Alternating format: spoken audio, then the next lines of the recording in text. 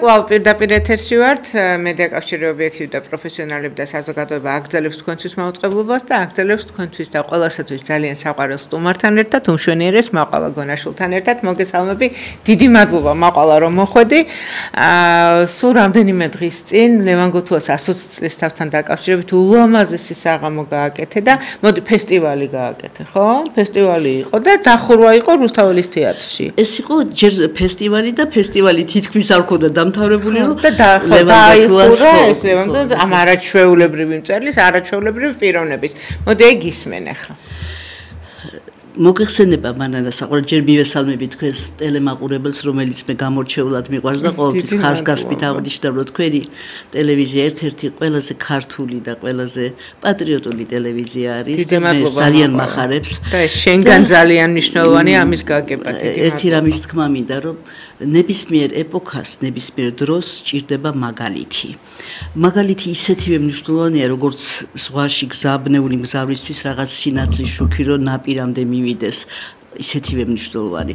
მით უმეტეს ჩვენს ეპოქაში და ისეთ ეპოქაში, სადაც თითქმის ყველაფერი თავდაყირა ხდებოდა წლების მანძილზე და მაგალითად ძალიან ადვილად შეეძლო გამოსულიყო რომელიმე არც თუ უნიჭო ადამიანი, მაგრამ თუ ჩვენს დიდ წინაპრებს დავესესხებით, ბრძენის უგვანო ქცევით და ბაძი წახდების ერია და იწყებდა ჩვენი დიდი ქართველების ლანძღვას, ან ცინიკურ დამოკიდებულებას. გამოვიდოდა ერთი და იტყოდა ირონიით პოეტი კაცივით, რომ აი გალაქტიონი უბრალო სოფლელი ბიჭია. გამოვიდოდა მეორე და ასევე ცინიკურად იტყოდა, რომ ილია არ არის დიდი პოეტი და სულ ცდილობდნენ ერის ცნობიერებაში დაემსხვრიათ ის ხატები, რასაც ქვია დიდი ქართული ესეც ხო დიდი ქართული მწერლობა, დიდი ქართული ხელოვნება და საერთოდ ზნეობრიობა, რაც უპირველესი არის ნებისმიერ საქმეში.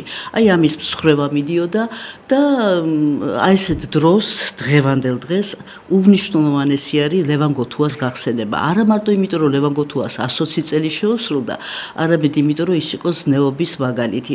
ადამიანი, რომელიც 1916 წელს, როცა შემოვიდა საქართველოში წითელი არმია, თავის მამასთან და ძმასთან ერთად კოჯორში დახვდა ბევრ დიდ ქართველთან ერთად და იმ დღიდან 16 წლის ბიჭი.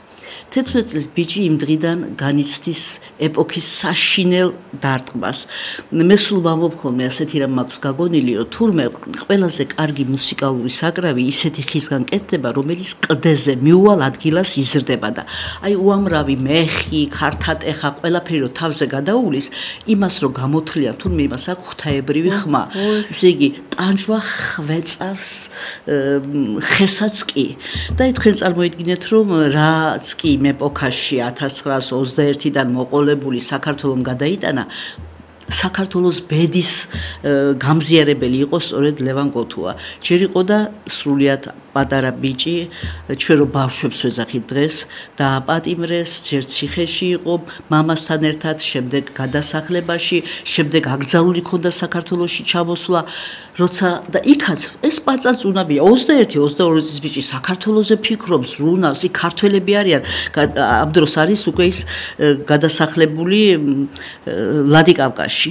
იქაც კი ცდილობს რომ საქართველოზე იფიქროს და ქართველ ადამიანებზე იფიქროს და იქ სკოლა არის ქართული, მასწავლებელს ეძებს ქართველს, საოცრება. სიმონ ჯანაშიას უკავშირდება, სიმონიც ბიჭია პატარა 27 წლისა და ეს დიდ ქართველები ცდილობენ რომ ქართული საქმე აკეთონ ყველგან, სადაც არ უნდა იყვნენ.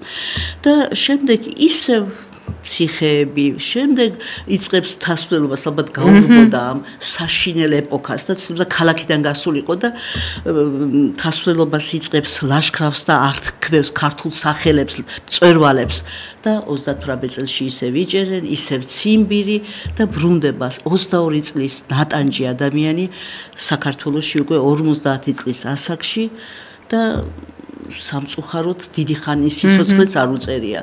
და სულ ფიქრობ, აი როგორ მოახერხა ასეთ პერიოდში, ასეთ პირობებში მწერალმა კაცმა ლევან გოთუამ შედევრების შექმნა. როგორ დაწერა თავისი გმირთავარამი. გმირთავარამს ხო კიდე ცალკე საოცარი ისტორია აქვს. გმირთავარამი გადასახლებაში იყო. ხო, გადასახლებაში იყო კაცი, უამრავი პროფესია ისწავლა, უამრავი პროფესია და ბოლოს ელექტროტექნიკოსის ხელობა. და რატო ისწავლა?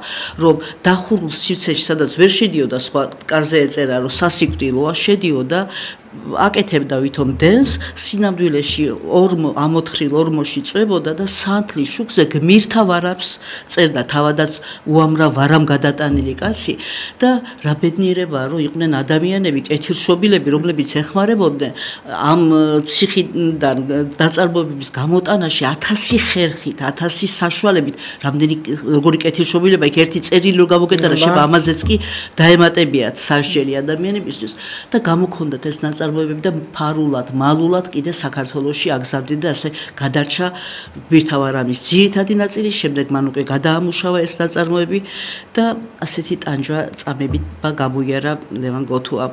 ერთი მასავით კატორღელი პოეტი იყო ალექსანდრე ბეგაშვილი და ალექსანდრეს აქ ძალიან თბილი ლექსი და ამ ლექსში უწერია რომ შენ გბაძავდიო მე მთელი ცხოვრებაო და თავდება ლექსი რომ ხარ საქართველოს დიდი ჭირისუფალიო და შენგან ვისწავლე საქართველო პირველ ყოვლისაო.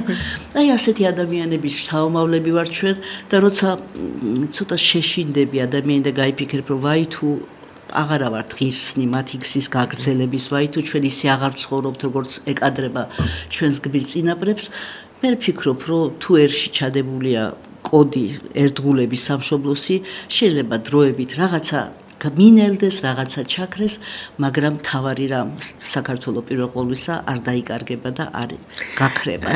ანასტად გამახსენდა მე მგონი წმინდა სერაფიმ შარველს აქვს ნათქვამი, ვინ საქართველოს ისტორია იცის, ის იწამებს უფალსო. აი ეს გმირთა ვარამის ჩვენამდე მოტანაც უფლის წყალობა და უფლის სურვილი იყო.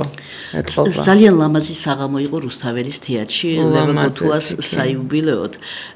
მე დიდი მადლობა მინდა უთხრა გოჩა კაპანაძეს რეჟისორს, მხატვარს ლობგულ მურუსიძეს ძალიან ლამაზი სცენა დაგვახვედრა, ძალიან კარგი მსახიობებით და კარგი მწერლებით იყო და იქ გაიხსენა ბატონმა რეზომიშვილაძემ ასეთი რამ რომ მე ვნახე ერთხელ ლევან გოთუა და ვკითხეო რომ რატო არ წერს თანამედროვეობაზე არაფერსო, აი სულ ისტორიაო და ვითხრაო რომ მე იმდენი წელი ვიყავი გადასახლებული, ახლა ამდელ თანამედროვეობაზე რომ დავწერო კიდე ციხეში გამიშევე, ასე რომ ვერიდები ამ თემებსო და ისტორიულ თემებს იხსენებდა და სულ ყველა ნაწარმოები რომელიც აქვს მას დაწერილი, ყველა ნაწარმოები არის სასკოლო, აი მე თუ მკითხავთ სკოლებში უნდა ისწავლებოდეს ასეთი ნაწარმოებები, იმიტომ რომ ყველა გმირი მაგალითი არის როგორი უნდა იყოს ქართველი. ნებისმიერი ეს იქნება გარეჯულა მოთხრობა თუ ეს იქნება ილია ჭავჭავაძისადმი მიცმული თუ საოცრად მტკივნეული მოთხრობა უგზო ქარავანი, საოცარი მოთხრობა არის, საოცარი ფინალით მართლა დიდ ქართველობაზე და ქართველი კაცის გმირულ სულზე. ნებისმიერი მათგანი და სკოლაში ბავშვებს ასწავლიდნენ. ეს იქნებოდა ძალიან სწორი და კარგი. აი რა შეიძლება გაკეთდეს, რომ აი ეს ნაწარმოებები, მსგავსი ნაწარმოებები შევიდეს სკოლაში. ახლა ეს არასოდეს მე არ მეკითხავ. აუცილებელია მსგავსი ნაწარმოებების და საერთოდ ლიტერატურული ნაწარმოებების წიგნების გადახედვა აუცილებელია. მარტო ლოზუნგად არ უნდა დარჩეს ის, რომ საქართველოს პირველ ხოლოს არა ისეც რო თქვა ენამამული სარწმუნოებას ტერმინი მხოლოდ ტერმინად არ უნდა დარჩეს, ეს ყველაზე მეტად უნდა გამოიხატოს სწავლებაში, იმიტომ რომ ყველაფერი იწყება საძირკვლიდან. თუ საძირკველში არ არის ჩადებული მთავარი რამ, მე ის ვეღარ იქნება ისეთი როგორცაც ჩვენ ვოცნებობთ. მე სულაც არა მაქვს იმის ილუზია რომ აუცილებელია ყველაფერი ბავშვს დაადო ტვირთად, მაგრამ სწორად უნდა მიაწოდო. და მე თვითონ წაიკითხა. რა არის ისი ძალიან ხშირად ძალიან კარგი მწერალის კი ისეთ ასაკშია მიწოდებული, ან ისე არასწორად, რომ ბავშვს სიყვარულის ნაცვლად უჩნდება პროტესტის გზნობა, არ მოწონს ეს ნაწარმოები. სწორად უნდა მიაწოდო ბავშვებს. ახლა იყო ლაპარაკი რომ ჰაგიოგრაფიული მწერლობა ხომ არ ამოვიღოთ და ხომ არ ასევე იყო პერიოდი როცა ზეპირად ლექსის სწავლა თითქმის აიგრძალა. ეს არის აბსოლუტური შეცდომა, იმიტომ რომ როცა ზეპირად ლექსის სწავლა რატო აიგრძალა? აი იყო პერიოდი ესეთი ხო, ზეპირად ზოგადად რადგან ევროპაში და ბევრ ქვეყანაში უკვე ლექსის სწავლა აღარ ითვლება სწორედ ტონად, ჩვენთანაც ფიქრობდნენ, რომ ლექსი არ უნდა ესწავლათ. არა თუ არ უნდა ესწავლათ. ამ რამდენიმე წლის წინ იყო ასეთი შემთხვევა, რომ ზუგდიდში ჩატარდა ძალიან კარგი ახალგაზრდული სკოლაში სასკოლო ლიტერატურული საღამო ლექსის ალავერდობა და იმდროინდელი ერთ-ერთი მინისტრის მოადგილე ჩამოვიდა ბედნიერი და თქვა, რომ მოდი დავაწესოთ სკოლებში ასეთი დღე, პოეზიის დღე და ლამის მოხსნეს და თვითონაც ვერ იგებდა რა დავაშავეო. იყო ესეთი შემთხვევა, ეხლა ის არ არის განათლების სისტემაში, რაღაცნაირად აი არ ვიცი ალბათ სიტყვას რო ებრძვი, ესე იგი წმენას ებრძვი და საქართველოს ებრძვი, ესე არის. და ფიქრობ, რომ აუცილებელია, მე დღემდე მახსოვს, თქვათ, შეიძლება მაშინ ისე ვერ აღვიქვავდი, რა დიდი მნიშვნელობა ჰქონდა რელიგიურადაც შუშანიკის წამებას, მაგრამ ის ქართული, რასაც მასში ქარნი, ხოშაკნი და წყალნი, მავნებელნი და აი ეს ლიტერატურულად ესეთი სიტყვები ილექება. ჩვენ ხო ეხლა მწერლები მარტო არ არიან ისინი, ვინც ადამიანის ცნობიერებას აუმჯობესებს, არ არიან ისინი, ვინც სწორ გესს აჩვენებს, ასევე ადამიანები, რომლებიც ქართული ენის გადარჩენას ახერხებენ. ისეთი კარგი ქართული, როგორიც ჰქონდა ბატონ კონსტანტინე გამსახურდიას, იგივე ლევან გოთუას, როგორი სიტყვები აქვს, ესენი საჭიროა, იმიტომ რომ ჩვენ ნელ-ნელა გვიღარიბდება ენა და ხდება მარტივი, უბრალო ჯერ ერთი რომ უამრავი შემოდის არაქართული სიტყვა და მას აქვს შვენიერი თქვა შესატყვისი, სენსიტიური ამბობთ ასეთ სიტყვებს და რაღაცებს უტეისელიან სიტყვა თქვა სენსიტიური შესული მგზნობიარეთი და უამრავი სინონიმი რა გაჭირებია ქართულ ენას ისეთი რომ უტეისელიან მე რო თქვა ვეფხისტყაოსანი დაიწერა და ჩვენ რა გვჭირსო რატო არ ყოფნისო ზუსტად და ასე რომ საჭირო არის რომ სწორად გამსარდოს არა ჩემ პერიოდში მე მახსოვს დიდოსტატის მარჯვენიდან პროზიდან ანუ დიდოსტატის მარჯვენიდან ნაწილ ზეპირად გვაძლევდნენ სასწავლოდ და ეს იყო ძალიან კარგი. ძალიან კარგი. ასე არ არის ლიბერალიზაცია ყველაფერში არ ნიშნავს სწორ გზას. შეიძლება რაღაცაში იყო დამთმობი ლიბერალი, რაღაცა რბილი, მაგრამ არა რა როცა შეეხება სარწმუნოებას და როცა შეეხება ეროვნულობას, იქ უკვე იმისი არ იყოს, კი, თუ გინდა ევროპა იყოს, თუ გინდა ამერიკა იყოს, თუ გინდა რუსეთი იყოს, ჩემთვის არ აქვს მნიშვნელობა. ვინც მე მეტყვის რომ დაუშვათ ნუ დადგები უფლის გზაზე, ანუ ნუ ისწავლი ილია ჭავჭავაძის, ის არ მინდა არანაირად, არც რუსეთი მინდა, მასეთი, არც ამერიკა მინდა, არც ის მინდა, ევროპა მინდა, მით უმეტეს რომ აგერ გრაკლიანის გორა რა 30 კილომეტრია თბილისიდან და ნათელყო არქეოლოგიურმა გათხრებმა, რომ 2 მილიონი წლის განმავლობაში ზუსტად მან იყო უწყვეტი ჯაჭვი კულტურისა და განათლებისა. გამოდის რომ ჩვენიდან გრაკლიანი იმას სამთავროს მონასტრის მინდა გორის გვერდი. აი გამოდის გზაზევე. გამოდის რომ საქართველოსდან გაედინებოდა ეს კულტურა და განათლება და ეხა მართლა შემოვიდეს ვიღაცა და მითხრას რომ შენ წინაპრებმა რისთვისაც სისხლი დაღვარეს ის იმაზე უარი თქვი ეს გამორიცხულია. ლამის მოდად აქციეს მეცნიერებმა, ქართველოლოგებმა, ინსტიტუტებშიც, რომ რაც შეიძლება არაქართული სიტყვით დაწერონ და ძალიან გამიკვირდა რამდენიმე ეს გარემე. და ესეთი ღიმილის მომგვრელია, ვითომ ძალიან განათლებულები არიან, როგორი ევროპელები არიან, როგორ კარგად იციან ეს უცხოური სიტყვები სინამდვილეში ეს არის პროვინციალიზმის ზუსტად არა მასშტაბური გონების და მეტიჩრობის ნაზავი. ზუსტად. აი გარის. ისევე როგორც ახლა მაგალითად დღეს მსოფლიოში და სამწუხაროდ ევროპაში საერთოდ მოისპო რითმიანი ლექსი, მას სასიმღერო ლექსად თვლიან და მე ერთ-ერთმა ძალიან კაი თარგმნელმა როცა მითხრა რომ შენი ლექსი ვთარგმნეო და ვკითხე რომ როგორ თარგმნეთ მეთქი, მითხრა რომ ურითმოთო. რითმა არ არის მარტივი რამ. რითმა არის ძალიან დიდ პატივს ვცემ იმ ადამიანებს, ვინც არ წერს რითმით და ძალიან საინტერესოდ კაი, შინაარსიც დაკარგა უკვე. ნაწარმოები აქვს, მაგრამ როცა შენ ასე აწვდი ნაწარმოებებს და გეუბნება ვიღაცა უცხოელი, რომ იცი რა არის, დღეს ეს უკვე მოდური აღარ არის. ეს იმას ნიშნავს, რომ ის კლავს არა მარტო თანამედროვე ლიტერატურას, არამედ იმის შანსაც, რომ ხვალ, რომ დაჭირდეს მას სპეციალისტი ფირდოუსის სათარგმნელად, მას რომ დაჭირდეს სპეციალისტი რუსთაველის სათარგმნელად, ვეღარ მოძებნის ასეთ სპეციალისტს, იმიტომ რომ მასში უკვე აღარ იქნება ის კულტურა, რასაც ქვია ლექსის რითმის ჯვარზე გაკვრა. აი ეს ყველაფრის ვითომ გათანამედროვება ვითომ არ ნიშნავს იმას, რომ ის მართლა ძალიან მომხიბვლელი და საინტერესოა. მაყალა თარგმანს შეეხედა, მოდი რა აი როგორ ახერხებ, რომ ძალიან ბევრი ერის წარმომადგენლისგან გამიგია, რომ ორიგინალს ჯობია მაყალამ გონაშვილის თარგმანები. აი როგორ ახერხებ, ძალიან შიგნით შედიხარ, ხო?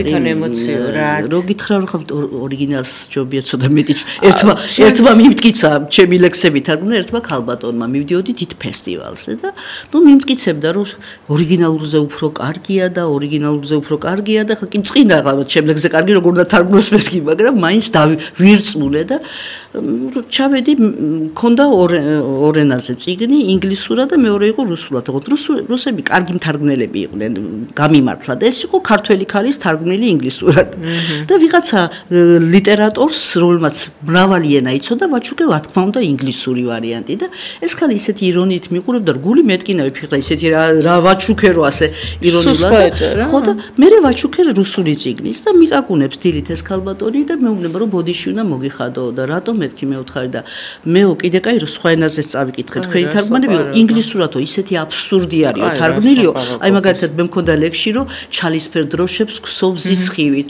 და თარგმნილი იყო რომ ესა მარწყვიან დროშებს ხო ქსოვდა ფიქრობდი რომ რაღაცა სიურეალისტურია მაგრამ არასაინტერესო არაფერი და რომ ჩამოვიდი ცოტა ესე საყვედურით უთხარი ამ ქალბატონს რომ კი იყო ჩემზე უკეთესი მეთქი მაგრამ ვერ გაიგეს მეთქი უცხოელებმა ხო და ასე და მე ერთადერთი რამე შემიძლია ვთქვა როცა ვიწყებ თარგმანს რაც კი აი ზოგჯერ ადამიანი თუ უხვი ხარ არ დაგენანება კარგი რა ხო ვიღაცამ შეიძლება იფიქროს რომ ეს კარგი სახე მოვიდა და მოდი ამას აქ ნუ მივაწვდი შესაბამისობა ხო და მე არ მენანება აი თუ კი რაღაცა იმისი ზუსტი შესატყვისია მაგრამ ისეთია რომ შეიძლება თქვა შეინახო და სულაც არ არის აუცილებელი რომ არაფრით არ მენა მე იმ წუთში მე ის ვარ ვისაც ვთარგმნი და ისე მიყვარს ის რომ არაფრით არ ვცდილობ რომ მე ჩემთვის რაიმე დავიტო ვაძლევ ყველაფერს რაც იმ წუთში მე მაქვს და შემიძლია და მადლობელი ვარ ღმერთის რომ მართლაც კარგი გამოვიდა მანასის ეგ უნდა მეკასწავლი მე-11 საუკუნის ეპოსი და ძალიან მნიშვნელოვანი ეპოსი არის